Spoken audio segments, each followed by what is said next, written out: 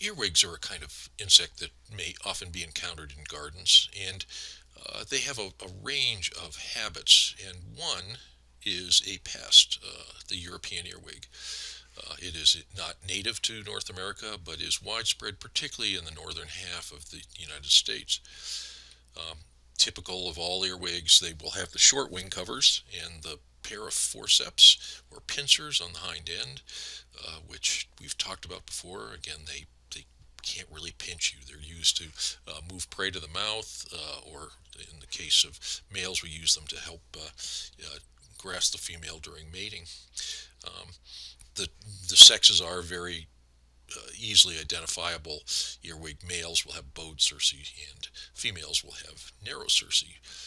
So this allows you to say, look, there goes a male earwig, and that impresses people if you can sex them as they're walking across your vegetable plant. Now, European earwig is one species that you have in North America. There are several others, particularly in the southern half of the United States, and with rare exception, the others are not plant feeding. They are predaceous. In fact, earwigs can be some of the more important predators in certain kinds of systems. That Doru species is particularly predaceous, and that'd be found in southeastern United States. Others, like the ring-legged earwig, are mostly predaceous or might be a scavenger on uh, a little bit of plant matter as well as a little bit of dead insects and the like. But most earwigs are predaceous. Pretty much the only one we have a problem with in terms of gardens would be the European earwig. And the European earwig is a true omnivore. Now, we're emphasizing it here because it does eat plants and can be a problem in that regard. But there is no insect that I can think of in anybody's yard and garden that would be more omnivorous than the earwig, European earwig. It feeds on some plants. It feeds on lots of different kinds of plants, and some insects feed on lots of different kinds of plants. But it also feeds on a lot of insects. It can be a top predator of insect eggs and aphids, and many kinds of insects. So it is highly omnivorous, and it's oftentimes its importance in a yard, garden, agricultural setting is positive, because they eat more insects than they do damage to the plants. But there are some problems with them. But no insect is more omnivorous that you're going to find, I don't think, in North America. So, what's their life cycle? They have simple metamorphosis. We've already gone through that. And they overwinter as mature mated females that will lay a clutch of eggs, usually in late winter, and the eggs are laid in some kind of moist cavity, under some mulch, under a little rock, somewhere in late winter. And unusual for insects, she stays with those eggs until they hatch. She stays with the young until they have actually gone through yet another molt, and then the young will disperse. And typically, European earwig will have two broods, two clutches of eggs, just one generation. The ones that her young will not reproduce in that year, but one generation, but maybe two broods. So you'll see kind of waves of these younger forms throughout the summer. They feed at night, so they are one of the cryptic kinds of pests that we have in the garden. So how do what was doing this? You never see it happen. So they are out at night, and they will feed on various kinds of leaves and various kinds of flowers, and also even fruit. So it is a cutting it is a cutting injury, um, but it can look a little ragged, and we want to talk a little about how you separate this from slug damage in just a little bit. Soft parts of plants are particularly favored, and oftentimes they're an issue in flowers. So they will tatter up the flowers. They may live in the flowers. Sometimes they're a contaminant if you're growing edible flowers, say nasturtiums. You have to shake out the earwigs before you sell that for salad. And that's because of this habit that they have where they like to hide and get into uh, little crevices during the daytime. It's called thigmotaxis, predilection for pressure. Essentially, they like to be hugged all over their body in as many places as possible, and they may occur in small groups as well. They don't mind aggregating, and so sometimes there's many of them together.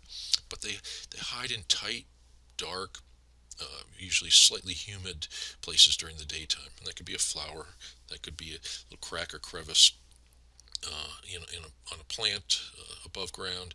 It could be on the soil. Lots of places they hide. They do produce a solid frass. We've talked about the frass, and we'll talk about it more. It's just little pellets. It may collect on a leaf, and you might see it, and you could use that for diagnostics. But most often, it's blown off, and people rarely would notice this kind of evidence that they've been there.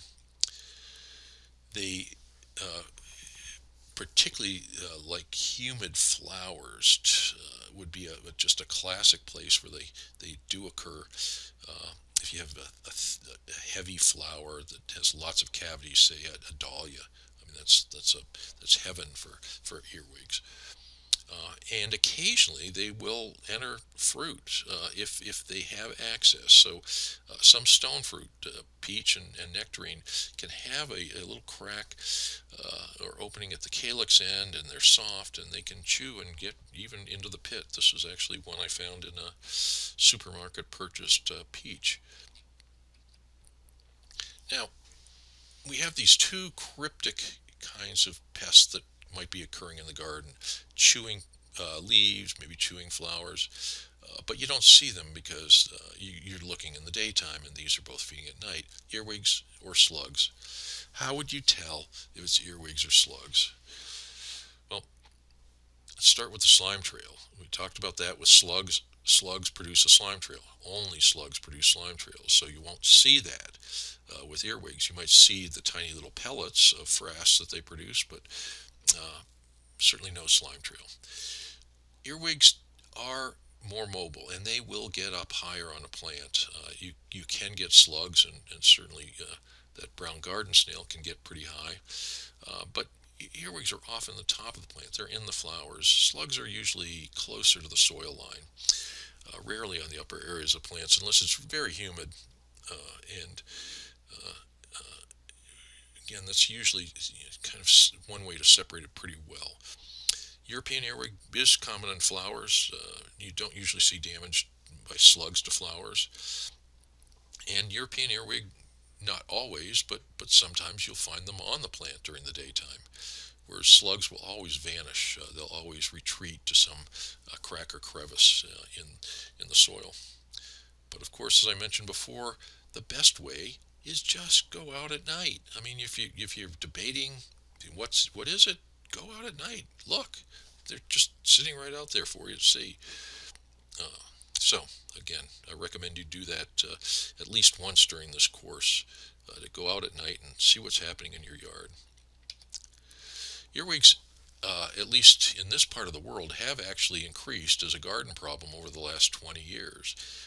And other places in the United States as well. I've heard that they are increasing. These have been around for close to a century in North America, but they've been picking up. And there's been some debate on why some areas see more earwigs than they used to, and nobody knows for sure. But I think the common thought is that it's because we use more mulches now, shredded bark mulch in particular, but organic mulches around our plants, which has lots of value, but it also provides good habitat for earwigs to rear their young. They like these mulches for making the little nesting area where she lays her eggs and tends her young. So mulches probably favor populations of earwigs and several other kinds of insects and other arthropods like sow bugs and pill bugs and certain crickets.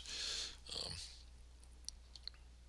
we do have a sheet on European earwigs, and the only reason I mention this is that it does have insecticides that we have tested for earwigs that we know work. So the insecticides that are here are ones that work, and if they're not in this, they probably don't work.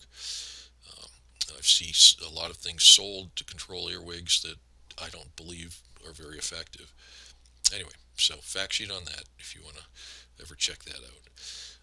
Also, you can use traps.